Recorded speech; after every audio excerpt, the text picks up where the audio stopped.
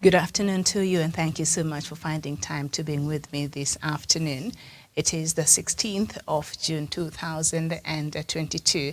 The show is Diaspora Dispatches. We are going to bring you the latest news from across the continent of Africa. My name is Miriam Ogutu. Good morning, good evening, depending on where you're tuned in and watching us today. We will start our bulletin from Tunisia, where a nationwide strike by state employees in Tunisia is taking place as we speak.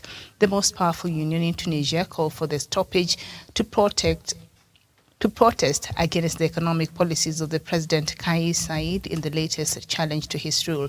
The UGTT union has urged its 1 million members to observe the strike across the country to protest against government plans for a wage freeze and cuts in subsidies aimed at securing $4 billion loan from the International Monetary Fund to ease Tunisia's economic crisis. Flights to and from Tunisia are being halted as a result of the industrial action. The union says its motive is not political, but it is bound to be seen as another challenge to President Saied, who has effectively assumed one-man rule for the past year.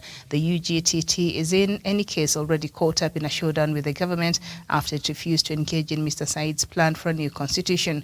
The next 24 hours are likely to see the fault lines in Tunisia become even sharper. We head over to Ethiopia, and the charity Save the Children is warning that about 185,000 Ethiopian children are suffering from the deadliest form of malnutrition. It says children, especially small ones, are suffering the most from famine, with most of Ethiopia gripped by the worst drought for 40 years. Save the Children's County Director, Xavier Joubert, says that expanding drought is wearing down their resilience, already weakened by conflict and COVID. With 4 rainy seasons already missed and a 5th likely, the charity says 30 million Ethiopians need humanitarian assistance. Parts of neighboring Kenya and Somalia are also affected by drought. Conflict and disease outbreaks are pushing food prices up in South Sudan. This is according to the United Nations Office for the Coordination of Humanitarian Affairs, OCHA. The prices have increased by 17% compared to last month, with the capital Juba being most affected. In a statement, the UN also blamed food insecurity for deepening people's humanitarian needs in the country. Some 7.7 million people, more than half of the country's population, are estimated to be severely food insecure this year. They include 87,000 people who are already facing catastrophic conditions. According to OCHA on Tuesday, the World Food Programme said it was cutting food aid to almost 6.2 million people in South Sudan due to shortages of funds. Among those who will be affected by the food cuts are 178,000 children. School under World Food Programme's feeding program, but it says the effect will be across the country, meaning it will have a severe nationwide impact. While global attention is focused on Ukraine, South Sudan continues to grapple with unprecedented levels of food insecurity caused by conflict, climate change, COVID-19 pandemic, and the rising cost of living. We head over to Burkina Faso, and the death toll from a weekend jihadist attack in northern Burkina Faso has risen to 86, authorities have confirmed. The previous toll in the attack in Seitenga village stood at 79. The country's military leader, Paul Henry Damiba, on Wednesday promised action against the attackers when he visited the scene of the tragedy. Burkina Faso has been grappling with the jihadist insurgency since 2015, which has claimed thousands of lives and displaced nearly 2 million people. The latest raid is a major setback for the military government, which fought its way to power, accusing the elected government of failing to address the insecurity. The conflict, which also affected swaths of Mali and Niger, is displacing rural communities and contributing to severe food shortages. And Kenyan President Uhuru Kenyatta has called for the deployment of an East African force to restore security in the troubled east of the Democratic Republic of Congo. In a statement, he also called for an immediate cessation of all hostilities for all armed groups, both foreign and local, to lay down arms immediately and unconditionally amid heavy fighting in the recent weeks.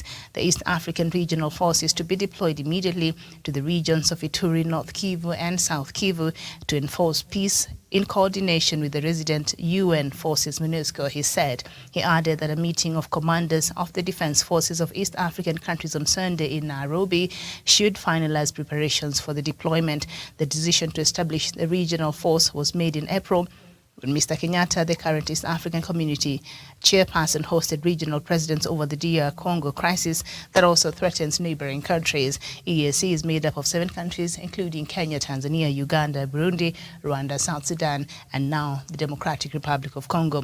More than 100 local and foreign groups operate in South Kivu, North Kivu, and Ituri and have destabilized the wider region for more than 2 decades. Since March, fighting between the Congolese army and M23 rebels has displaced more than 80,000 people. DR Congo has accused Rwanda of supporting the group made up of mainly ethnic Congolese Tutsi, but the government in Kigali denies the accusations. The International Criminal Court has announced it has dropped criminal proceedings against alleged war criminal Mahmoud Mustafa Bouyaf al-Wefali after being convicted of his death. In a statement, the body said they now consider his death to be an established fact after seeing witness statements, photographs, and social media material provided by the prosecution. The ICC's first warrant for Mr. Wefali's arrest was on 15th August 2017. He was alleged to have directly committed and to have ordered the commission of murder as a war crime in the context of 7 incidents involving 13 persons in Libya. He was also allegedly involved in an 8th incident when he allegedly shot dead 10 people. The ICC says he was an alleged commander of Libya's elite Al-Saika Army Brigade, a special unit within the country's national army. And the United Nations has expressed grave concerns about the treatment of indigenous Maasai people in Tanzania after clashes broke out with security forces last week. In a statement, the UN said it was deeply alarmed by reports of the use of live ammunition and tear gas by the security forces in Loliondo district in the north of the country. It said the authorities had decided to turn on an area of 1,500 kilometers into a game reserve despite an injunction in 2018 by the East African Court of Justice against the move. There had been a lack of transparency and consultation with the Maasai people, it said. Somalia's President Hassan Sheikh Mohamud has appointed a new Prime Minister, Hamza Abdi Bare, who is a member of Parliament for President Hassan Sheikh's party. Will take place from Sheikh Baid's party. The president said he had been considering the selection of a new prime minister for some time and saw Mr. Bare as a potential candidate. Speaking after his appointment, Mr. Bare said he would form a government worthy of rescuing the country with the priority of working towards a united Somalia. Although he has held various positions in the offices of the federal government of Somalia, his name rose to prominence when he became chairman of the Jubaland Electoral Commission from 2019 to 2020. From 2014 to 2015, he was the administrative advisor to the governor of Benadir region and then mayor of Mogadishu, Hassan Mohammed Hussein, also known by his nickname Mungand. His other roles include serving as a senior advisor to the Ministry of Constitutional Affairs and Federalism. 30 days ago, Somalia elected Hassan Sheikh Mohamud as Somalia's 11th president after long-delayed elections that were marred by disagreements between the then-president Mohamed Abdullahi Farmajo and his Prime Minister Mohamed Hussein Roble. The new Prime Minister is expected to form a government once he has been approved by Parliament. And police in Nigeria say they are investigating a reported mass abduction in the capital Abuja. Kidnappings for ransom by armed gangs are becoming increasingly common across the country. But what is extraordinary in this case is that one of the alleged hostages posted a tweet and sent a WhatsApp message sharing their location and appealing for help as they were being driven away by the gunmen to unknown destination. That is how the news of kidnappings first came to public attention, prompting a social media outcry for the authorities to act to rescue them. The Twitter poster said there were 17 hostages, including 3 pregnant women and 2 children kidnapped from different parts of the Nigerian capital, Abuja. The post got nearly 40,000 retweets and more than 2,500 people sent messages, many of them urging the Nigerian authorities to take action. The Federal Capital Territory Command of the Nigerian Police said investigations were ongoing, called for calm, and thanked those who had given what they described as very helpful information. And still staying with Nigeria, the army says it has found a woman believed to be one of the girls abducted from a school in the town of Chibok in 2014. A short statement on its social media page said a patrol had intercepted her and her son on Tuesday around Goshe village in the northeastern state of Borno. She was identified as Mrs. Mary Goshe. No further details were given about what happened to her. One of the leaders of the Chibok community, Manasseh Allen, told the BBC that they were waiting for more information to be able to confirm her identity. A total of 276 girls were abducted by Islamist militants Boko Haram from the school in April 2014, sparking global outrage. 57 of them escaped from tracks in the first hours of the abduction. Between 2016 and 2018, several were found or rescued in the Sambisa forest hideout of Boko Haram by the military, while 103 of them were freed following negotiations between the government and the militants, and more than 100 girls are still missing. And then we end with some news from Uganda, and Ugandan opposition leader and former presidential candidate Kizza Besigye has been jailed and charged with inciting violence for the second time in a month, his lawyer announced on Thursday. He really never gets tired. Okay, so a long-time critic of President Yoweri Museveni, Kizza Besigye, who's now 66 years old, has recently led several protests against the rising cost of living in Uganda, as well as the entire African continent as a result of the war in Ukraine.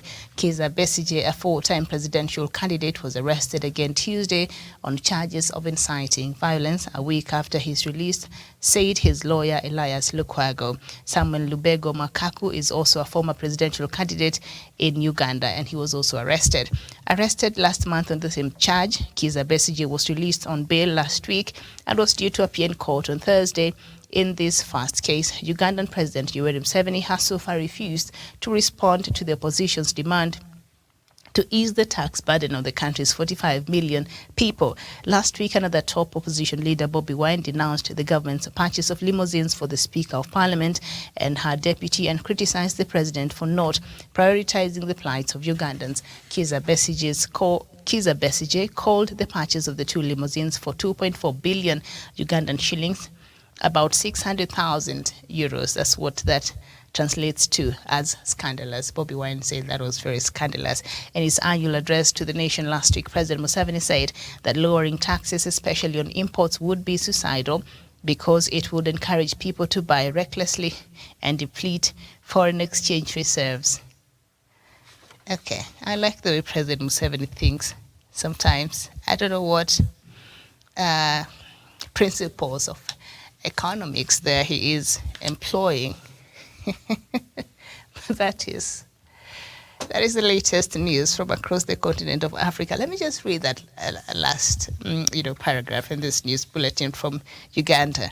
In his annual address to the nation last week, President Museveni said that lowering taxes, especially on imports, will be suicidal because it would encourage people to buy recklessly and deplete foreign exchange reserves. There you go. Economic class 101, according to President Yoweri Museveni. Okay, so the long-suffering opposition leader, Kizza Besigye, I think at this point he feels like he has nothing to lose. It's not the first time that he's being harassed by the government. He's used to that. He just left jail a few days ago, and he's back again, and he's been detained, and he's been denied bail, and that is because he was arrested a couple of weeks ago for organizing the same protest, to protest against. He was trying to mobilize Ugandans to go protest against the rising cost of living, which I think is a problem from across everywhere right now. I was just reading another, news item, and Doc has been saying here, even in Britain right now, they're buying 1 liter of petrol at around over 300 Kenya shillings. So if you compare that with what we have here, ours is a bit low. So the price of fuel has gone up, and we know the key factor of what has necessitated this. The life is becoming unbearable here in Kenya, in Tanzania, in the UK, in the US. I don't know who is not complaining right now. And even the most of the basics of commodities now is becoming unreachable. So many families who perhaps lived below $1 a day or below $2 a day, it's becoming unbearable, and people are trying to grapple and try to make the best out of the current situation, which it's not easy. So Besigye, as much as I do, I sympathize with him, but I said here when he was arrested, the other time, I said, as much as I understand and I sympathize with what he's going through, but sometimes we have to be objective. Even when we criticize, we have to be objective with our criticism. This thing you are criticizing, this thing you are calling on Ugandans to go to the streets to protest about, and I'm in support of that, because that is part of democracy. You have to, the freedom of expression. I'm in complete, support of that. But in this one, I don't know how much President Museveni and his government can really do to change the situation. Today, I think in one of our papers, and I think Kenyans, was it yesterday? From yesterday, the fuel of the price of the fuel went up with a huge margin, and we are bracing for more to happen next week. And that is because the government has said that it will stop paying for the fuel subsidy. Yes, it was on the front page of the Standard newspaper today. What state's shock plan to end subsidy of oil means. So that means. Let me just read a bit of that. The Treasury plans to phase out a fuel subsidy program that has cushioned Kenyans from the shocks of high petroleum products prices, claiming it benefits the rich at the expense of the poor. We explore the arguments that's why Kenyans should brace for tougher times. So this is also something we're grappling with. So starting next month, prices of basic commodities have already gone up, and next month they might even get more higher. So that means it's tougher times for Kenyans, and times like this, it is the majority of Kenyans who don't have that money, who live from hand to mouth, that get to suffer so much. And at this point, I think there's nothing. Maybe the government can do something about it, but some of these things are dictated by global markets and global prices, and so it becomes very difficult for a country to control what really goes on when it comes to these matters. So when the price of oil is up, we know that oil is a very important component as far as manufacturing is concerned in other industries. That means the extra shillings or the extra dollar or the extra whatever that has been added to that will be passed to the consumers. So everything will go up. And so as much as I sympathize with Kizza Besigye, especially the manner in which he's being handled, but also sometimes you have to be objective. Sometimes, and President Museveni, the reason why sometimes I get amused by some of the things he says, but if you settle down and think about it, it does make sense sometimes. And he's saying, Ugandans don't have to, his response to the high prices of some things in Uganda, saying they don't have to eat wheat. They can eat cassava, which they have in plenty. They can eat matoke, which there is in plenty, and sweet potatoes, and they grow their vegetables, and they have their eggs and all that. So we really don't, you have to find a way. I think he was trying to say, if this commodity is proving to be a challenge and it's not available right now, it's not like Uganda, we're running out of food. We also have other food here, our indigenous food that we can still have and you can still access. But the thing is, even farming, agriculture, which is the backbone of Uganda's economy, and Uganda has been known to have plenty of food. But even right now, there's a section of Ugandans that are starving because of things to do with climate change, and the rains have not been coming as it was expected. So that has really affected their harvest. There's not been much to. So Uganda is also feeling the pangs of a famine, like some of the countries have been across Africa. So Akiza Besigye is back in jail again. And of course, he was arrested last month with the same charge, and he was released on bail, and he was due to appear in court on Thursday, today, for the first time. And I guess that will be his life. I think at this point he has nothing to lose, as I said, and he's the long-suffering opposition leader of Uganda. So that is interesting. We'll see if at all he will be allowed to leave. Okay, so Uganda, not Uganda. We are in Somalia now. Somalia has a new president, and Somalia has a new president, President Hassan Sheikh Mohamud. And of course, he was sworn into office last week, I think a week now, on Thursday. And the swearing-in was attended by President Kenyatta, Prime Minister of Ethiopia, Abiy Ahmed, and the President for Djibouti. He was present. I can't remember his name, but he was present.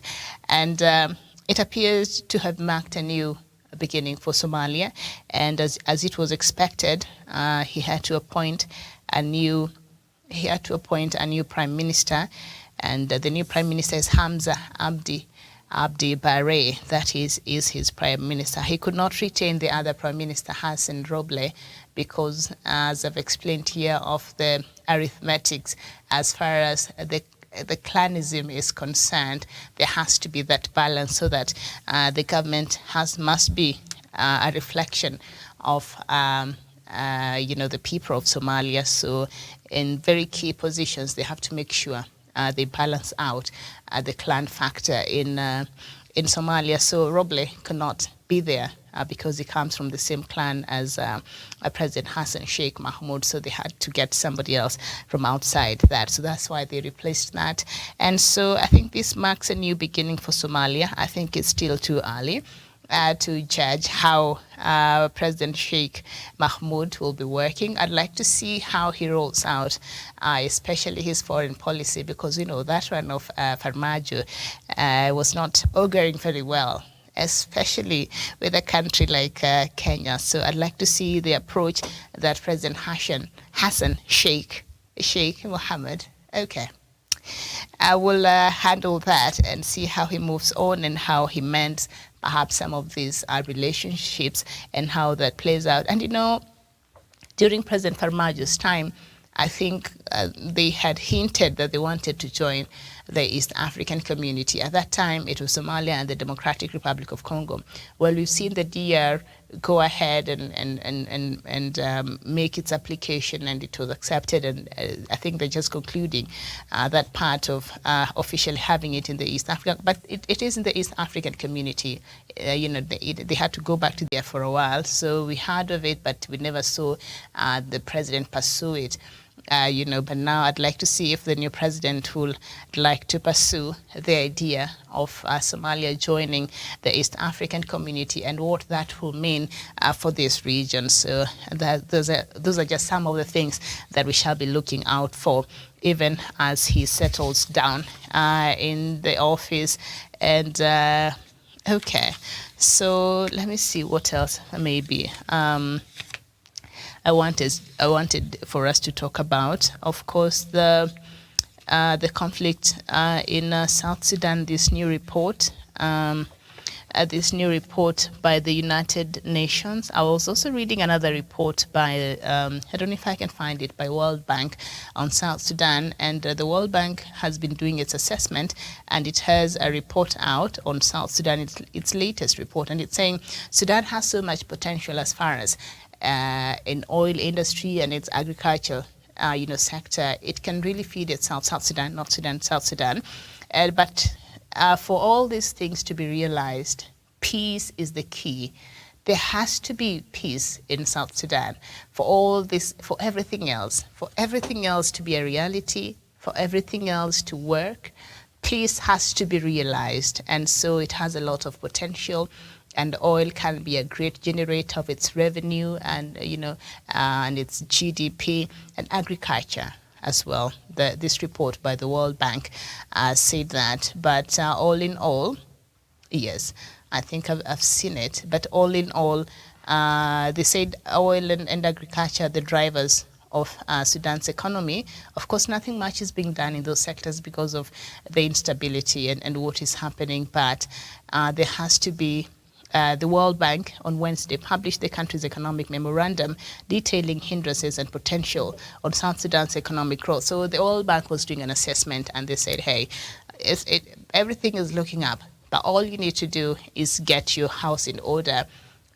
Make sure you implement, because I don't think there's any way around it, the implementation of the revitalized peace agreement of 2018. That agreement is very crucial as far as setting South Sudan in the best footing is concerned. So that has to be realized. And then everything else will just fall in place.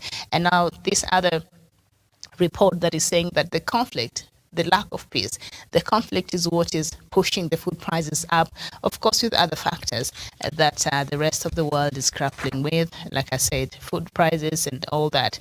That is something that, is up all over the place. So there is a country that I talk about here every day, that is Tunisia. This president has become authoritarian. He forgets what happened. I think Tunisia was the starting point and the epicenter of the Arab uprising.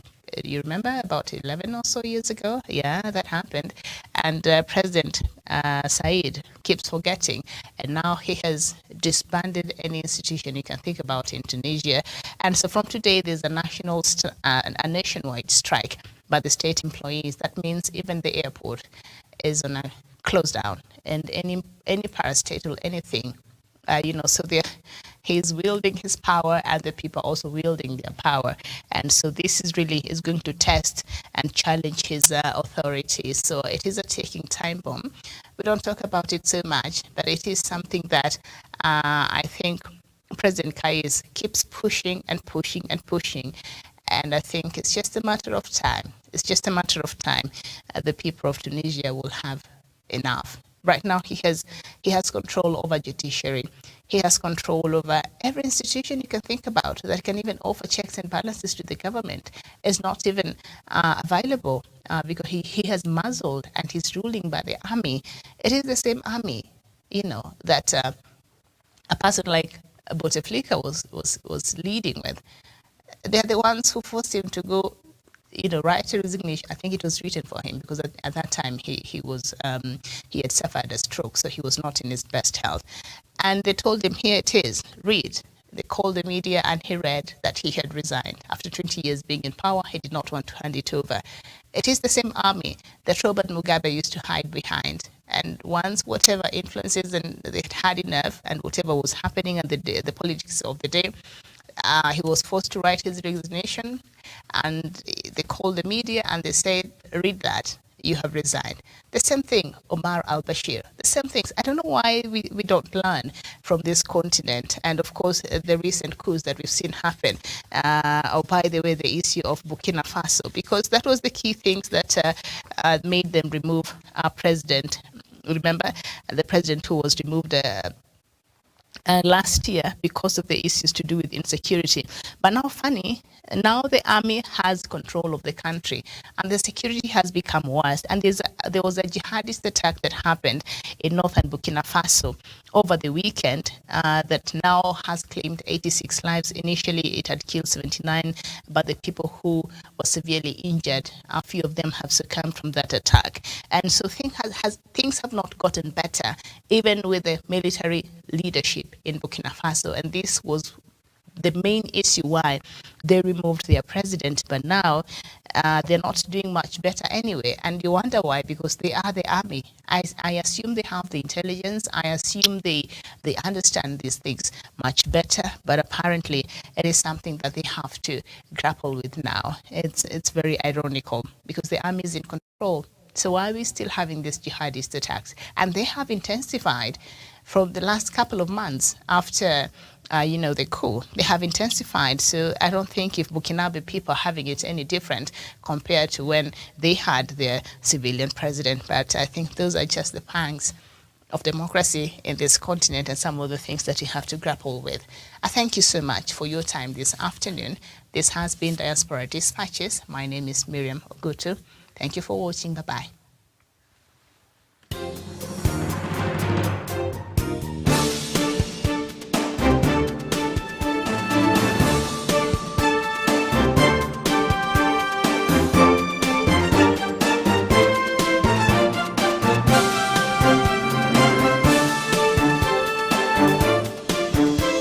you.